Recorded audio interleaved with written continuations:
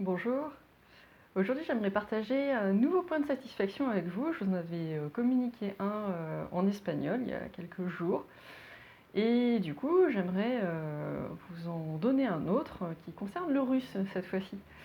Alors je vous l'ai dit, il faut essayer de vous confronter à la langue orale comme écrite dès le début de votre apprentissage. Il y a pas de souci, même si vous avez l'impression de ne rien comprendre et que ça ne sert à rien, en fait si, ça vous permet de travailler votre compréhension et notamment de faire travailler votre oreille si vous êtes sur des documents audio ou vidéo. C'est plus simple évidemment d'aborder de la vidéo que de l'audio, mais pourquoi pas de l'audio aussi.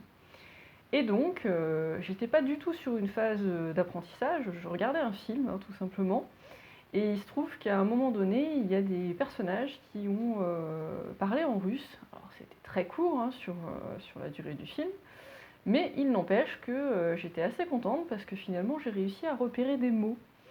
Alors, bien entendu, heureusement qu'il y avait les sous-titres pour comprendre la conversation, mais quand même, à l'oreille, j'avais repéré un certain nombre de mots que j'ai déjà croisés dans les exercices que j'ai pu faire. Et c'est comme ça en fait qu'on construit sa compréhension. Donc on va repérer quelques mots qui ne vont pas nous donner les clés de la compréhension de la conversation, mais ça plus ça, vous allez finir par un jour repérer des phrases et puis ensuite dégrossir les conversations jusqu'à être capable de comprendre exactement ce que les personnages disent. Donc surtout, ne vous coupez pas de cette langue orale, même si vous êtes débutant et que vous avez l'impression de pas être capable de comprendre quoi que ce soit. Je suis débutante et j'arrive à repérer des mots. Donc il n'y a pas de raison que vous n'y arriviez pas vous aussi. Alors, on s'y met ?